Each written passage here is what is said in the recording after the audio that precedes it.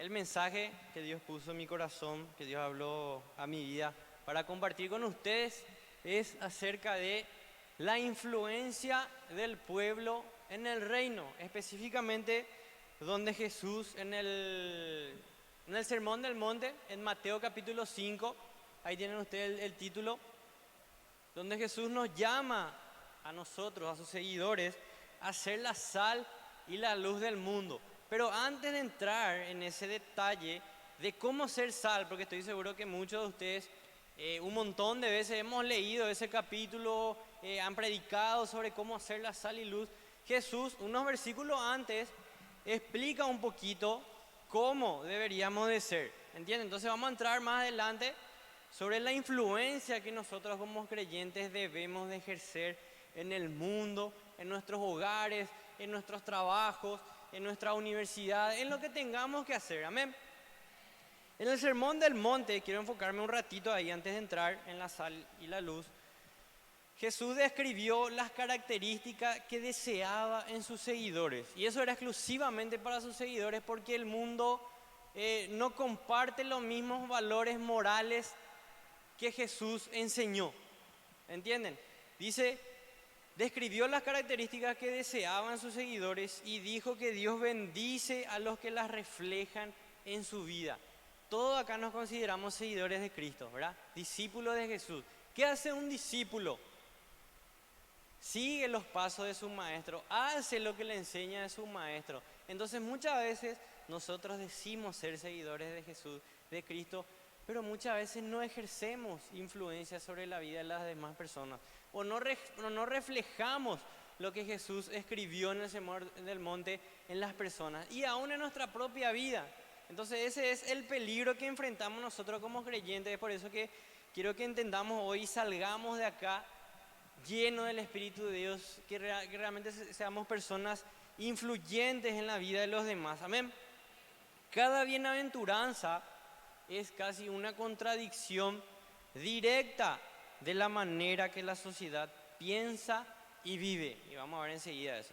Jesús también advierte que el esfuerzo por desarrollar estas características provocará oposición. ¿Por qué? Porque vamos a ir contra los valores, contra los pensamientos que el mundo hoy enseña, que el mundo hoy vive. Entonces, si vos contradicís esos valores, por supuesto que va a provocar oposición, burla, puede provocar muchas otras cosas, las cuales Jesús mismo nos advierte. Y dice, Jesús también enseñó que la posición social, la autoridad y el dinero no son importantes en su reino. Lo que enfocó e importa es la obediencia fiel del corazón. Jesús comenzó su sermón del monte con palabras que parecen contradictorias, vamos a ver enseguida, pero generalmente la forma que Dios quiere que vivamos contradice la del mundo o no, ¿verdad? Jesús nos pide en este sermón del monte, vamos a ver lo que quiere de nosotros y se van a dar cuenta que prácticamente son valores opuestos a lo que el mundo enseña. Por ende, lo que Jesús nos pide acá es que seamos creyentes radicales. Que es radical ser totalmente diferente, opuesto al mundo, en pensamiento, en conducta, en vocabulario y todo lo que implica ser seguidor de Jesús. Y bien Él que puso el ejemplo, porque tampoco va a enseñar Él algo en la cual Él no haya experimentado o vivido. Dice, si queremos vivir para Dios, amén, entonces debemos estar dispuestos a decir y hacer lo que al mundo le parecerá raro, ¿verdad? Al mundo hoy le puede parecer normal que un joven, ya sea varón o mujer, pueda tener relaciones sexuales libremente antes de casarse. Pero ¿qué nos pide Dios? ¿Entienden? Entonces va totalmente opuesto. Para el mundo es fácil mentir para zafar de algo, ya sea en tu escuela, facultad, poder mentir, zafar para sacar un 2 en tu examen, no pasar. Pero para Dios no. Todo es radical, ¿entienden? Y eso es lo que me encanta de Jesús, que nos desafía a ser cristianos radicales, que no seamos como el mundo, que no seamos uno más del montón. Por eso vamos a enfocar mucho en lo que es la sal y la luz del mundo. Y en Mateo capítulo 5, quiero que hablan conmigo sus Biblias si tienen. Tenemos ahí un poquito lo que es el sermón del monte y vamos a ir rápidamente. Cuando Jesús vio a las multitudes, subió a la ladera de una montaña, se sentó y se sentó. Sus discípulos se acercaron y tomando él la palabra comenzó a enseñarles diciendo: dichosos los pobres en espíritu, porque el reino de los cielos les pertenece. Señor, te pedimos en este momento que tu palabra, Señor, pueda reflejar, Señor, hoy a la vida de tu siervo, Señor, que va a estar exponiendo tu palabra. Te pido, Señor, que traigas revelación, Señor, a estos jóvenes, Señor, que hoy están acá, realmente que puedan entender cuál es el carácter que tú deseas en nosotros, Señor, lo que tú quieres que seamos en este mundo, Señor, oscuro, Señor, que cada vez va de mal en peor. Te pedimos que realmente hoy podamos salir de este lugar, Señor, lleno de tu Espíritu, bendecido, Señor, y ser la sal y la luz del mundo. En el nombre de Jesús, amén. Arranca Jesús con este versículo y dice, voy a aplicar un poquito, no me voy a detener mucho en cada versículo para poder llegar al punto. Dice: dichosos los pobres en espíritu, porque el reino de los cielos les pertenece. Dichosos los que lloran, porque serán consolados. Tengo una nota aquí que quiero compartir con ustedes para que podamos ver los valores que Jesús pide y los valores del mundo. Un segundito. Acá.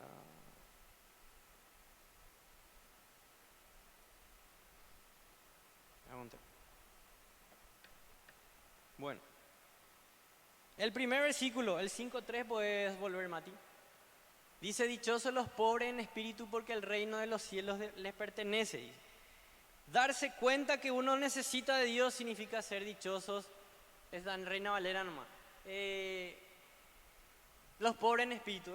El pobre espíritu es aquel que se da cuenta de su incapacidad para acercarse a Dios y deja a un lado el orgullo, deja a un lado el esfuerzo humano y reconoce que sin Dios él no puede ser mejor, que sin Dios no puede avanzar, que sin Dios no puede vivir la vida naturalmente en el mundo. Amén. Entonces, el pobre espíritu es aquel que se da cuenta de que sin Dios no es nada, de que fuera de Dios no hay vida. Y eso mismo dice Jesús: separados de mí nada podéis hacer. Ese es el pobre de espíritu, una de las características que Dios pide que seamos. Le doy un versículo para aquellos que anotan de cómo en el Antiguo Testamento esto ya venía. Está en Isaías 57:15, pueden anotarlo y leerlo en su casa. ¿Qué nos dice el mundo? ¿Cuáles son los valores del mundo contradictorios? Ser orgullosos e independientes. Es decir, yo no necesito de Dios, yo puedo solo. Eso dijo una vez la esposa de un conocido locutor de radio, descendiente judío además. Yo no necesito de Dios, tengo dinero, tengo fama, por ende no necesito de Dios, dijo, ¿verdad? Entonces esa es la persona orgullosa e independiente. Es un valor contradictorio directamente a lo que Jesús nos manda. ¿Qué nos dice Jesús? Ser pobre de espíritu, o sea, darnos cuenta que necesitamos de Dios. En el mundo eso no existe. Cada uno es independiente, yo puedo solo, no necesito de Dios. Y es más, en la propia iglesia, entre nosotros mismos puede ocurrir: no necesito de mi pastor, no necesito de mi líder, yo puedo solo, yo puedo vencer solo este pecado, no necesito de Dios. ¿Entienden? Muchas veces podemos cometer ese error. Versículo 4 dice: los que lloran porque serán consolados. Lamentarse, dice también en otra versión, y ya se encontraba esto en Isaías 61, 1 al 2, si quieren anotar. ¿Y cuáles son los valores contradictorios del mundo? Sé feliz a toda costa. ¿Por qué te vas a lamentar por lo que hiciste? ¿Por qué vas a llorar por tu pecado? Nada no pasó, seguí nomás. La vida continúa, ¿verdad? ¿Qué hizo David cuando pecó? Se encerró, dice, en un lugar, empezó a llorar, empezó a tener su tiempo él con Dios, arrepintiéndose de lo que había hecho. Dice: porque serán consolados. Fue consolado David, aquellos que conocen la historia. Fue consolado David, se restauró, se arrepintió, pidió perdón, vino el profeta Natán, le confrontó, él entendió, él se restauró. Por ende, gente, no tenemos que tener vergüenza de qué van a pensar de mí, qué va a decir mi pastor, qué va a decir mi líder, cuando caemos en pecado y no confesamos y queremos salir solos del pozo o del hoyo, como se dice. Entonces, Jesús nos manda: pueden llorar, pueden lamentarse, pueden confesar, que eso es lo que pide nosotros. En cambio, el mundo, ¿qué te dice? Como le dije, sé feliz a toda costa, no importa, ya pasó, continúa tu vida. Es como querer esconder lo que hicimos, ¿verdad? Versículo 5 dice: dichosos los humildes, porque recibirán la tierra como herencia. ¿Quién se considera una persona humilde acá? ¿verdad? Es un poco complicado el pastor, ¿verdad? Si vos sos una persona que sos consciente de que te falta humildad y le pedís a Dios, Señor, quiero ser humilde, ¿qué te va a hacer Dios? Te va a humillar, ¿verdad? No te va a saludar el que vos querías que te salude, hoy no va a ser el culto, hoy justo vos querías que predique el pastor Gabriel y te encontraste conmigo, mañana tal vez al revés. Entonces ahí pone a prueba tu humildad. Entonces la Biblia dice, Jesús nos dice, sean humildes. Salmos 37, 5 al 11, el versículo, no le voy a complicar a Mati. Salmos 37, 5 al 11 lo puede leer en su casa después. ¿Cuáles son los valores del mundo acerca de la humildad? Adquirir poder. Totalmente lo contrario. La Biblia Jesús nos pide, sean humildes, mansos y humildes de corazón, dice. El mundo te dice, podés adquirir poder a toda costa, sin importar el precio. Versículo 6. Dichosos los que tienen hambre y sed de justicia, porque serán saciados. ¿Qué te dice el mundo? Satisfacer tus deseos personales nomás, ¿verdad? El que tiene hambre y sed de justicia es aquel que anhela que Cristo venga pronto, aquel que quiere que Cristo ponga orden, que ponga justicia, ¿verdad? Todos somos conscientes de la injusticia que vive hoy el mundo, ¿verdad? Justamente vi hace poco un video y le voy a contar así rápidamente. Me chocó de un padre que estaba dando un ejemplo ante un juez, ¿verdad? Él decía, aquel que viola a un niño merece ser baleado y tirado al río, decía. Yo ahí ya me quedé impactado. Y parece muy radical, ¿verdad? Porque por un lado le defendés al niño, pero por el otro lado tenés la ley que le ampara también al violador, ¿entienden? Entonces él decía, porque prefiero explicarle a un juez por qué le metí 2 balazos a ese personaje que hizo esto, antes que tener que explicarle a mi señora o a mi hijo que fue violado y maltratado. Y yo me quedé así, ¿dónde está ahí? O sea, ¿a quién defendemos? ¿Verdad? Entonces, los valores contradictorios del mundo, esa es la persona que anhela sed, que tiene sed de justicia, hambre. Por eso es que la gente va a pagar lo que hizo en la eternidad. Hoy las personas pueden quedar impunes. Hoy en el mundo puede haber injusticia y tal vez nos lamentemos del por qué sucedió lo que pasó y dónde está Dios y dónde está la justicia. Pero Dios dice, bienaventurado, dice, los que tienen hambre y sed de justicia. ¿Por qué? ¿Cuál es el galardón? Serán saciados. Tal vez hoy suframos injusticia en el mundo. Tal vez hoy no te toque, pero mañana te puede tocar. ¿Y qué pasa si el mundo no te da justicia? La ley no te da justicia. Claro, yo nunca, afortunadamente no he pasado, pero sé que hay personas que en su familia, en su vida, han pasado por injusticia. Y tal vez en nuestro país, nuestro gobierno, no ha hecho nada al respecto. Y díganme si uno no se va a sentir impotente, teniendo hambre y sed de justicia. Pero la Biblia promete, serán saciados, dice ahí, serán saciados. Amén. Entonces, gente, cuando pasemos por esos momentos, recuerden, seremos saciados, pero eso va a ser en la eternidad. Amén. El siguiente versículo 7. Dichosos los compasivos, porque serán tratados con compasión, ¿verdad? A todos nos gusta que sean pacientes con nosotros, que sean compasivos con nosotros, ¿verdad? Pero muchas veces rápidamente perdemos la paciencia y los valores del mundo te dice tener poder sin piedad. ¿Cuánta gente hay que abusa de los débiles, de los más pobres, adquiriendo poder sin tener compasión? Lo que hoy el mundo está viviendo con el tema de la suba de combustible, con la falta de alimentos. Los ricos se llenan los bolsillos, se ríen, no tienen compasión de la gente, ¿verdad? No quiero hablar acá de política ni nada, pero dice, serán tratados con compasión. A todos nos gustaría ser tratados con compasión, ¿verdad? Deseamos que el gobierno nos trate con compasión, de que piense en nuestro bolsillo, de que piense en nuestra familia, pero vivimos en un mundo donde dice que tener poder sin piedad, que es lo que hoy estamos viviendo. Y no solamente en el mundo político, allá afuera, en iglesias, pastores, líderes que abusan, que no tienen piedad, robándoles descaradamente a sus fieles, a sus seguidores. Entonces ahí dice, serán tratados con compasión, Ya llegamos al punto. Tener un corazón, el versículo 8. Dichosos los de corazón limpio porque ellos verán a Dios. Engañar es aceptable para el mundo. Aquel de corazón limpio, de corazón puro, es aquel que no está, sus motivaciones no están mezcladas con el mundo. Es decir, si yo hoy le sirvo a Dios, mi motivación no tiene que estar en qué me va a dar Dios a cambio. Porque famoso pues está aquel que, Señor, si vos me das esto, yo te voy a servir, ¿verdad? Y es como que hacen esas negociaciones raras con Dios para que Dios le dé algo, pero así Él le va a servir. ¿Entienden? Entonces, aquel que es de limpio corazón, sus motivaciones no están mezcladas con intereses personales. ¿Entienden?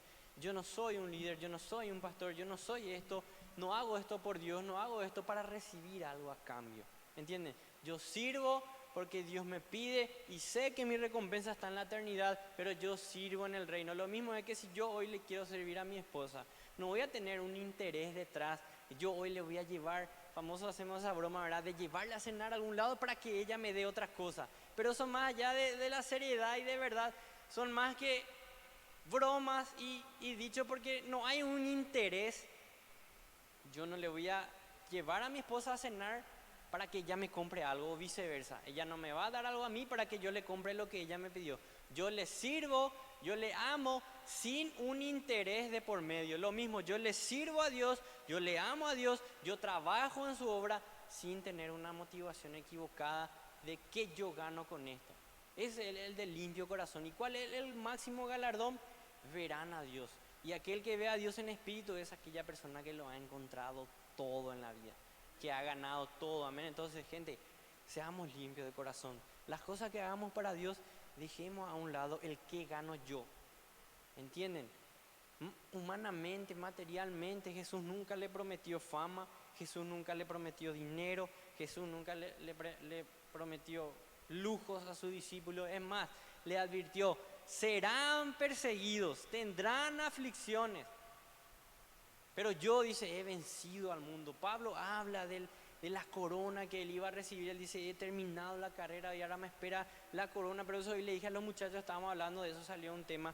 Pablo nunca trabajó pensando en la corona. Pablo ya sabía que iba a recibir una corona. Él trabajó por la gente, él trabajó para el reino. Su enfoque era la gente, las personas. Amaba tanto a la gente que él decía, tengo dolores de parto. Decía, o sea que se puso en el lugar de la mujer, aunque nunca experimentó eso, pero para mostrar el dolor, la preocupación que una persona tiene por otra persona. Ese es el de limpio corazón y quiero enfocarme un poco en esto, porque muchas veces decimos, eso surgió justamente, Dios me va a bendecir si yo soy obediente, ¿verdad? Saliendo de la ley, entrando en la gracia, eso no encaja. ¿Por qué? Porque yo no trabajo para que Dios me bendiga. ¿Entienden? La bendición ya está, la bendición espiritual está liberada sobre mi vida. Yo tengo que creer, confesar y declarar. Pero yo no trabajo para recibir una bendición. ¿Entienden? Yo trabajo para el reino y la bendición llega. La recompensa llega, ya sea material o espiritual, pero llega. Mi enfoque debe ser el reino de Dios. ¿Entienden? Ser de limpio corazón. A dejar a un lado mi motivación. Todo es, sacrificamos cosas muchas veces para servir a Dios. Sacrificamos familia, tiempo, dinero muchas veces implica aquellos líderes de célula, gente que tiene que poner para la merienda, gente que tiene que traer esto, aquello, implica. Pero nuestra motivación no debe ser que yo voy a recibir, que Dios me va a dar. Yo ya sé que Dios me bendijo, yo ya sé que Dios me va a bendecir, yo ya sé que voy a recibir una corona en la eternidad. Pero muchas veces la gente se enfoca en el premio terrenal. Lo terrenal va a morir, va a desaparecer. Todo aquello que te van a premiar, que te van a dar, desaparece. Pero en la eternidad eso va a resonar para siempre. ¿Entienden? Las bendiciones que Dios tiene para vos va a resonar para siempre. Ya fueron liberadas. Entonces, por eso me tuve un rato ahí, porque quiero que entendamos, gente, todo lo que hagamos, hagamos para Dios de corazón, sin ningún interés de por medio. Amén. Engañar es aceptable, dice el mundo. O sea que yo puedo fingir servir a Dios, fingir hacer lo que hago con tal de ganar algo, con tal de que alguien me dé algo. En el mundo mismo yo puedo ser doble cara con mi patrón con tal de que él me aumente el sueldo. El mundo es así. Vos podés engañar, vos podés buscar tus propios intereses con tal de que recibas lo que estás buscando. Amén. Después dice el versículo 9: dichosos los que trabajan por la paz, porque serán llamados hijos de Dios. El pacificador. ¿Cómo es una persona pacificador o qué es un pacificador? Es alguien que busca y conquista la paz. ¿Qué pasa si alguien se está por suicidar? ¿Qué es lo primero que la gente hace? Saca el teléfono y a grabar, ¿verdad? 50 celulares grabando y nadie, uno de repente ahí sale, se olvida de eso y va y busca la paz. La paz es algo que se busca y se encuentra. La Biblia dice: seguid la paz, buscad sin la paz y la santidad nadie verá a Dios. Entonces, yo tengo que traer la paz en donde, en mi hogar, en mi hogar tiene que haber paz. Si hay conflictos, si hay discusiones, yo soy un agente de paz, alguien que tiene que buscar la paz. Y paz, el pacificador es aquel que no es que dice: voy a dejar nomás que se maten todos y yo estoy tranquilito acá, yo estoy en paz. Ese no es el pacificador. El pacificador es ese que sale de su zona de comodidad, va y procura y busca la paz. ¿Entienden? Entonces vos tenés que llevar la paz en tu casa, tenés que llevar la paz en tu familia, en tu colegio, en tu universidad, en tu trabajo. Vos tenés que ser un agente de paz. Recuerden, la paz se busca, se encuentra y se vive. Yo tengo que ser un agente de paz, un canal de paz. ¿Y cuál es el galardón? Dice: serán llamados hijos de Dios. Entonces, si vos sos una persona que te cuesta traer la paz, o vos mismo estar en paz, porque a veces que nosotros no estamos en paz de las preocupaciones de la vida, entonces, ¿cómo yo voy a llevar paz en mi familia cuando hay crisis económica si yo soy el primero en desesperarme? ¿Entienden? Entonces nosotros tenemos que ser agentes de paz. Y ahora entramos en el versículo siguiente. Dice: los que son perseguidos a causa de la justicia es porque el reino de los cielos les pertenece. Los que son perseguidos por hacer lo que dijimos hace rato. Si vos querés llevar una vida así, contradecir los valores del mundo, prepárate para la oposición. Si vos querés llevar paz en tu casa, cuando hay peleas, discusiones, prepárate para la oposición. Si vos en tu facultad, tu colegio, tu trabajo, querés defender la verdad, querés defender un pensamiento bíblico, prepárate para la oposición. Dice el otro: dichosos serán ustedes cuando por mi causa la gente los insulte, los persiga y levante contra ustedes toda clase de calumnia. Siguiente: alégrense y llénense de júbilo porque les espera una gran recompensa. ¿En dónde dice? En el cielo. Así también persiguieron a los profetas que los precedieron a ustedes. Siguiente, acá entramos. Ustedes son la sal de la tierra, pero si la sal se vuelve insípida, ¿cómo recobrará su sabor? Ya no sirve para nada, sino para que la gente deseche y la pisotee. La influencia del pueblo en el reino. ¿Qué entendemos por influencia? Primeramente, no hace falta que me respondan. Ahora está de moda mucho la palabra influencer. ¿Escucharon eso, verdad? Yo me puse a investigar un poquito y quiero compartir con ustedes para que entendamos esa palabra. Influencer o influencia. Dice que es una persona que destaca en una red social o otro canal de comunicación y que expresa opiniones sobre un tema concreto, que ejercen una gran influencia sobre muchas personas que conocen. Ahora te pregunto, ¿sos de influencia para las personas que te conocen?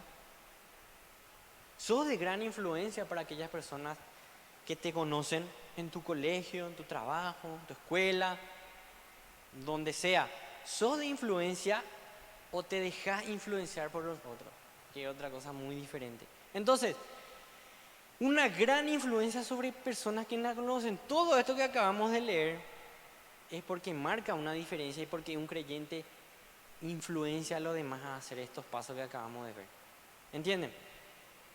Poder de una persona o cosa para determinar la forma de pensar o de actuar de alguien.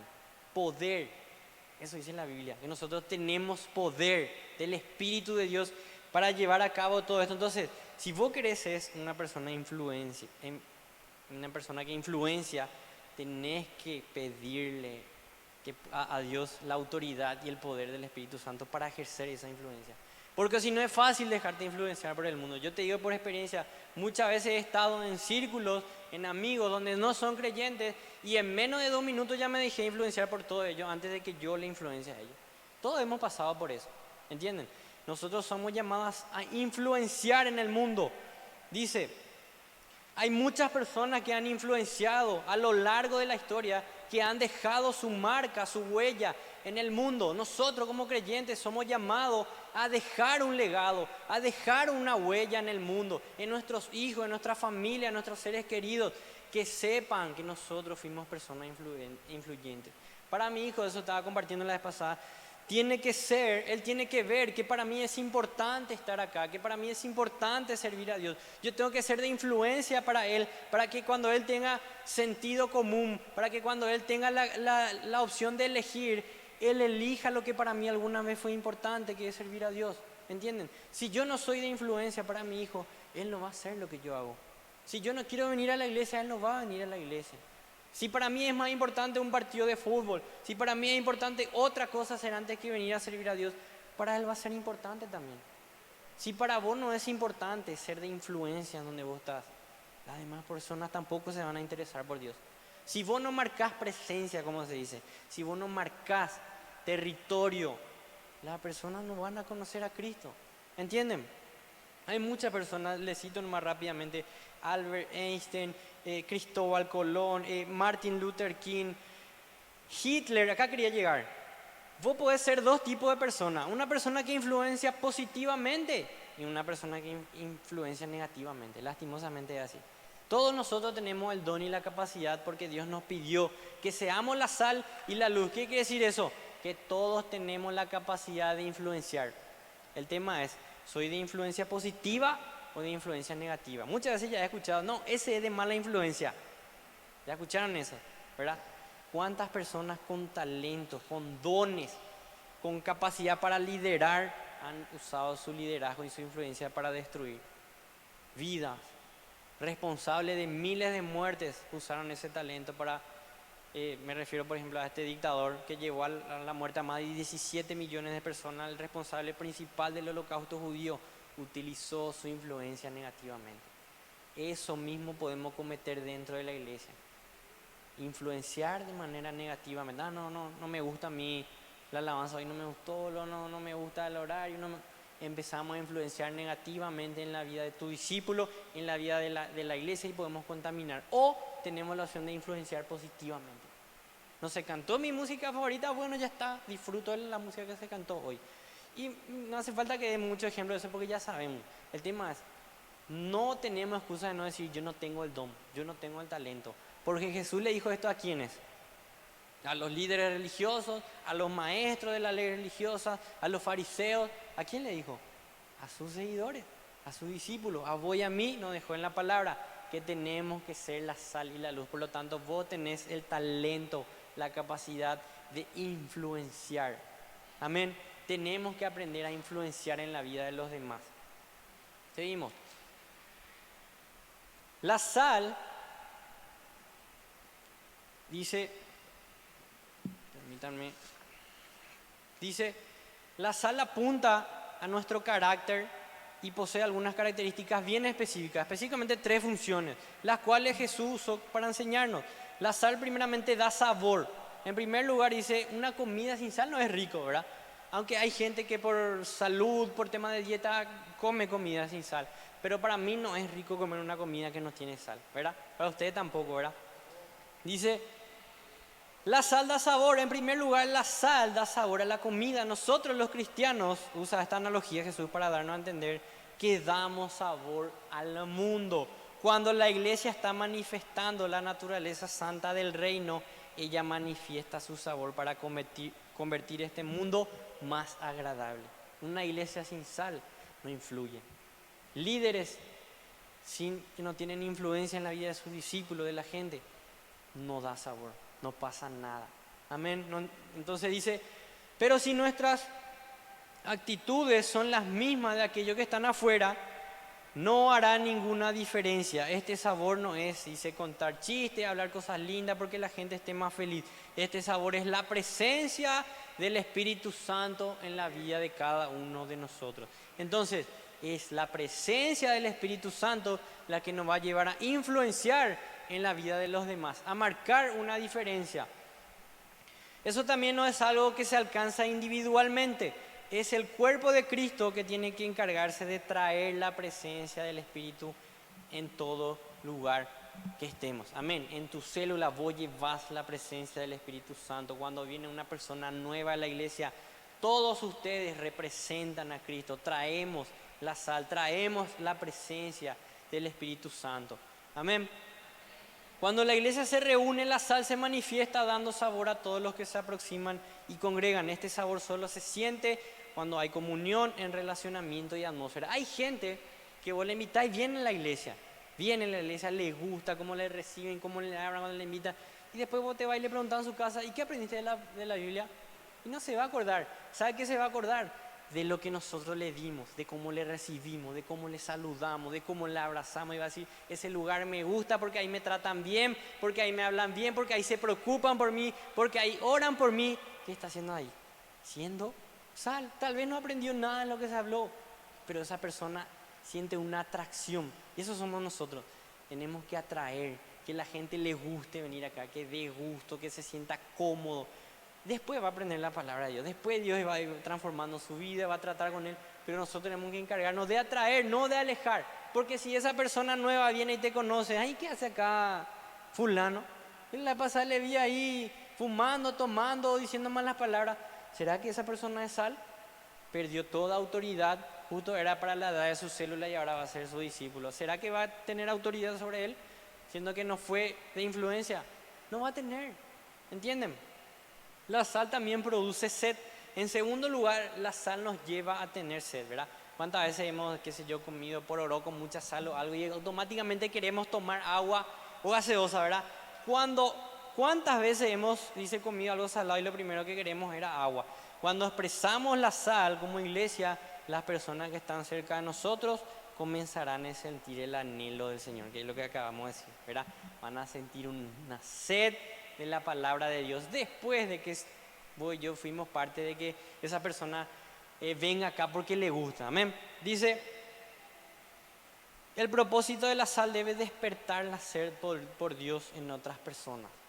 Nuestra vida activa y llenos de la presencia de Dios hará que todos nuestros cultos sean cultos donde las personas tengan sed por lo sobrenatural, porque eso es lo que buscamos acá, lo sobrenatural. La presencia de Dios no es algo natural, es sobrenatural. Todos venimos acá esperando que Dios obre en nuestra vida. Hace rato compartíamos en la célula, muchachos, yo desde que vine a esta iglesia empecé a ver la gracia de Dios y eso a mí me llenó de alegría al corazón, porque eso es lo que tenemos que reflejar, ¿entienden? Somos la sal, atraemos, les gusta. Entonces dice acá, el propósito de la sal debe despertar la sed. Lo que necesitamos es de cristianos llenos del Espíritu que simplemente sean la sal en la boca de las personas, llevando asienta, dice, sed de Dios. La sal también preserva las cosas. Yo no sé si alguna vez se fueron en el interior, yo me acuerdo, ¿verdad? Mis abuelos son de ahí. Yo antes me iba y encontraba las carnes así colgado por alguna madera así lleno de mosca. Yo dije, ¿qué es eso, verdad? Nunca pregunté porque no voy a entrar ahí, apenas lo hablaba cuando eso. Entonces, no pregunté, simplemente vi ahí lleno de mosca, colgado. Y después, cuando fui creciendo, investigué que apareció la sal, como en aquella época no había lo que hoy tenemos, como los congeladores que vos metés ahí y no se descompone. Era para preservar las cosas, para que las cosas no se descompongan. Y la sal cauteriza todo, no se contamina. Ese era el medio anteriormente, vamos a decir, en el mar de Galilea, cuando los discípulos pescaban, la gente transportaban esos pescados llenos de sal y tenían unos viajes de 1 a 2 meses y no se descomponía. No se, ¿entienden? La sal preserva, cauteriza. Entonces, nosotros como creyentes tal vez no vamos a cambiar el mundo, no vamos a mejorar las cosas porque la Biblia dice que esto va a ir del mal. El único que va a solucionar el problema del mundo es Cristo. ¿Cuál es nuestra función? Preservar, que nuestra iglesia no se contamine, que mi hogar no se contamine, que mi familia no se contamine, que yo no me contamine. ¿Entienden? de preservar, de refrenar la podredumbre del mundo. El mundo cada vez tiene más ideas, cada vez más locas que hoy se meten, ¿verdad? ¿Cuál es nuestro deber? Ser la sal. No, esto está mal. Esto va en contra de la palabra de Dios. Entonces, si a mi familia, a mi hijo, a mis conocidos le quieren inculcar una idea que no está en la palabra de Dios, ¿cuál es mi deber? Ser sal. Influenciar y decir, no, esto va contra la palabra de Dios. ¿Qué estoy haciendo ahí? Sal. Estoy defendiendo lo que es la palabra de Dios. Estoy siendo una persona de influencia que es para refrenar que esas ideas que hoy el mundo está ofreciendo, tirando, que no contamine mi hogar, que no contamine a mi hijo, que no contamine a mi familia. Lo mismo somos llamados a ser nosotros. Como le dije, nosotros no vamos a cambiar el pensamiento de la gente. El único que tiene poder hacer eso es el Espíritu Santo. Nosotros podemos predicar, nosotros le podemos hablar, pero el que tiene el poder de convencer es Cristo, el Espíritu Santo, dice la palabra de Dios. Pero nosotros tenemos el deber y la autoridad de poner esa barrera para que eso no llegue a nosotros. A nosotros primeramente y a nuestra familia, a nuestra iglesia. Cualquier idea, cualquier pensamiento humano que vaya contra la moral bíblica, no podemos aceptar por más de que el mundo las acepte. Amén. Si para el mundo está bien y para Dios está mal, no tenemos el por qué decir, bueno, si ellos hacen lo mismo, ¿por qué nosotros no hacemos? Porque somos llamados a ser diferentes, a marcar la diferencia. Por eso dice, ¿en qué nos vamos a diferenciar si somos iguales a lo del mundo? En nada, somos uno más del montón. Lo mismo sucede con las empresas. Si una empresa quiere destacarse en algo, ¿qué va a hacer? No va a hacer lo mismo que hace otra empresa. Va a buscar una estrategia mejor para ser diferente a esa empresa y progresar y ser mejor. Lo mismo hacemos nosotros. Nosotros no hacemos lo que hace el mundo. Amén. Dice,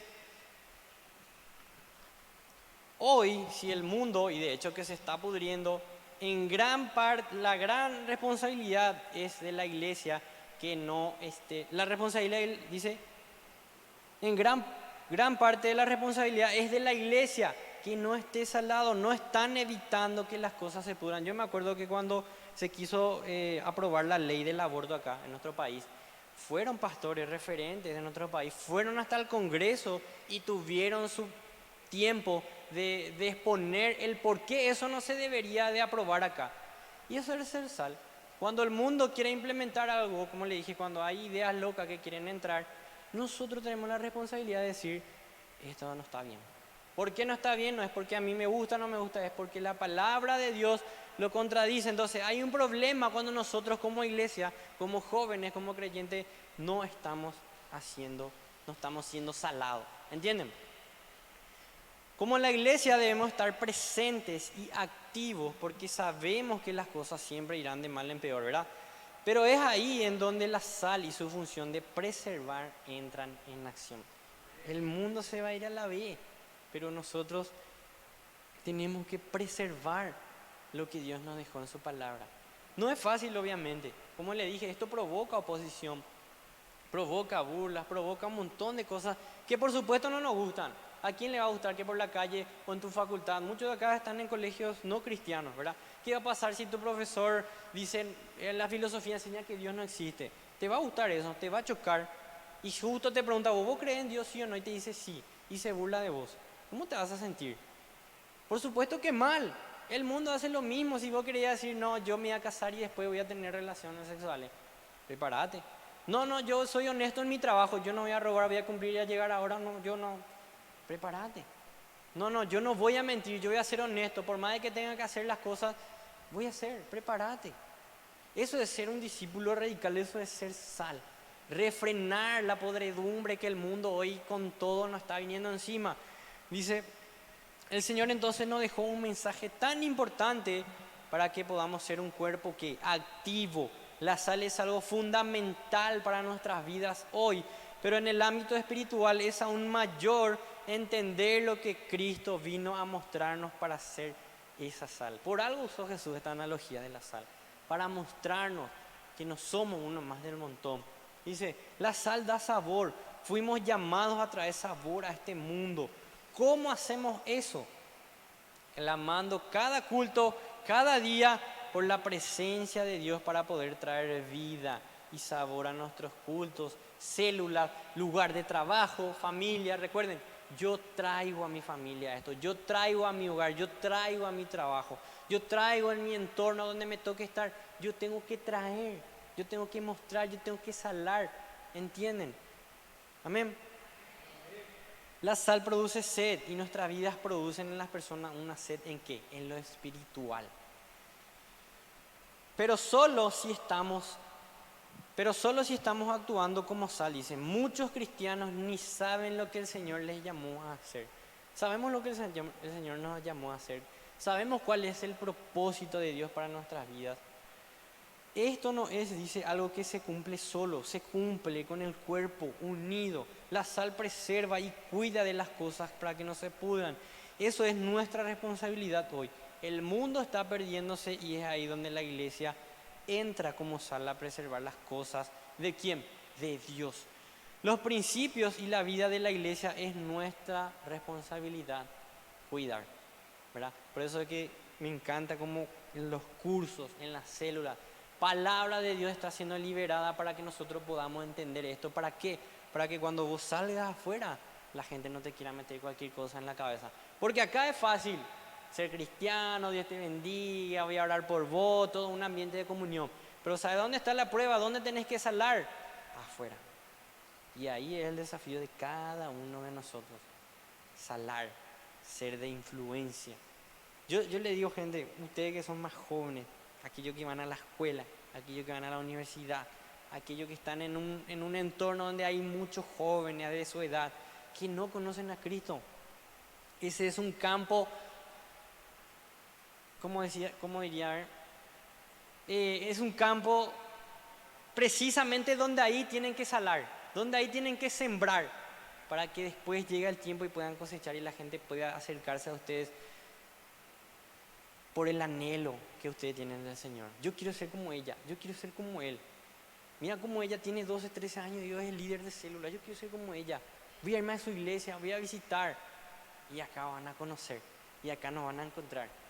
Pero si nosotros allá afuera no estamos marcando la diferencia, ¿cómo le vas a invitar a tu compañero de trabajo a que venga a la iglesia cuando vos mismo salías a tomar con él? Cuando vos mismo salías a emborracharte, cuando vos mismo salías a fumar, cuando vos mismo hablas como él habla, cuando vos mismo participás de la conversación que él participa. ¿Cómo le vas a invitar? Sí, te quiero invitar al culto de mi iglesia.